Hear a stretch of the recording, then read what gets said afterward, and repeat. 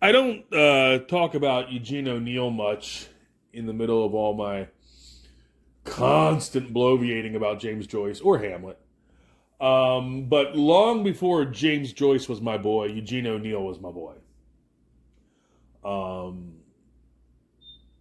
with the exception of Hamlet, I think O'Neill's Long Day's Journey into Night is the single greatest piece of drama ever penned by man. And I also like its, I don't know if I'll call it a sequel, I'll call it a thematic sequel. It refers to events from Long Day's Journey into Night, and the main character, the main male character, that's going to be the topic, one of the topics of this video. The main male character, Jim Tyrone, is Jamie Tyrone from Long Day's Journey. I'm talking about A Moon for the Misbegotten. I had read Moon for the Misbegotten 1,000 times, but I'd never seen it. And I finally, on a looking back, ironic trip to upstate New York, just south of Niagara Falls, the second Tuttle X and me and one of her doctor friends saw a live production of A Moon for the Misbegotten. And as I say, I'd read it a million trillion times, but I'd never seen it. And I wrote at the time that I've read Moon for the Misbegotten a million trillion times. I've never seen it. Up until last night, I believed it was Jim's play. But it's not. It's Elsie's play. The female character, and I'm blanking on her name. I think it's Elsie, but if I've got that wrong, don't hate me because I'm beautiful.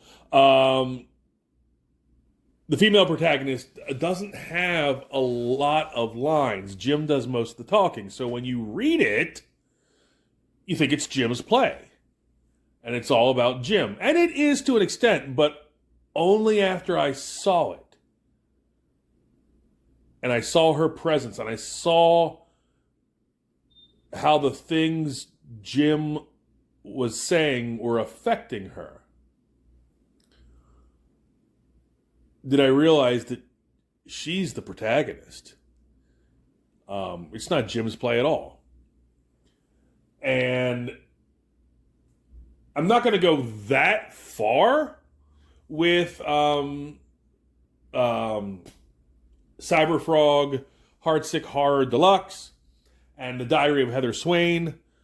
But I am going to say, The Diary of Heather Swain, I just got the line art version.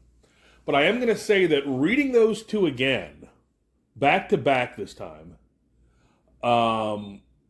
and also the enhancements of the deluxe edition of Heartsick Horror, because I have to say, and this is no slight against whoever colored the original release, but the new colors in the deluxe version are astounding. I'm not I don't have a technical knowledge of the craft, so I can't sit here and say why, but the colors just made the deluxe edition pop.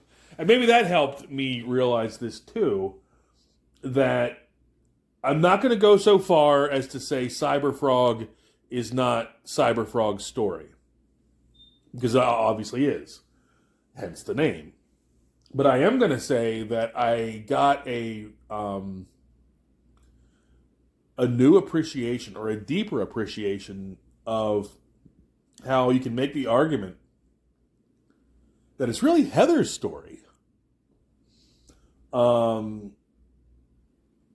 Heather, and I'm not even getting into Wrecked Planet, because I did not read that this week. I've read it before, obviously, but I want to talk about the two things I read this week that I really got an appreciation of reading those two books together, of the arc that Heather goes through just to get from the 90s to 2018. And obviously her arc's not finished yet. I'm not in any way discounting the emotional path that Cyberfrog himself is on. But it just really hit home that in many ways, this is Heather's story. This is Heather's story. And I think I referred to this, when I did that, my Cyberfrog Finnegan Begin Again video,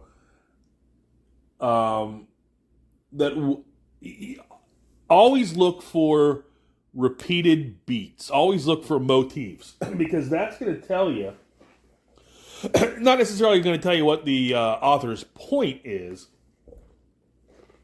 but it's going to tell you something that the author wants to make sure you're seeing. Make sure this is registering. And one thing that I noticed is the story length relationship between Heather and Fear. Fear is a big part of Heather's life, and she refers to it multiple times. Obviously, the first time we see Heather in Blood Honey, in the 90s timeline or time era, she's getting off the bus, and I'm sorry, it's not. It's 90s. She's getting off the bus, and the bus driver says, "Hey, you're going to watch it. You're going to want to watch it. This is a bad part of town." And she goes, "I ain't afraid of nothing." And that shows Heather in part being tough, but also trying very hard to look tough. And then it comes up again when she meets Lily's father. And he tells her at their first meeting, "Don't be afraid." And she says, "Okay." She was afraid, and now someone has made her feel safe and told her you don't need to be afraid. And in just the one word, "okay," you can feel the weight kind of slipping from her shoulders. Much like what she's wearing. And then again, now I am going to cheat a little bit because I think this scene is from Wreck Planet. When she has that confession to Cyberfrog. And it's a full-page spread. And full-page spreads are clearly the writer telling us, pay attention to this, where she says, "I've been afraid every day since you left." And so, I became very aware at the time. I think I referred to it, Heather's relationship with Fear, and then just reading the two books back to back, with the enhancements, the deluxe enhancements, the color, and with Diary of Heather Swain full comic size as opposed to ashcan size. It hit me that this is very much Heather's story, and her arc of her struggle with fear. And it's interesting because there's another motif that repeats in this franchise, which is now that we know. Well, strike that. Let me start this way. The franchise I'm talking about is the image of Heather walking through the graveyard. I can picture in my mind 3 different iterations of Heather walking through the graveyard and Ben Reilly's behind her.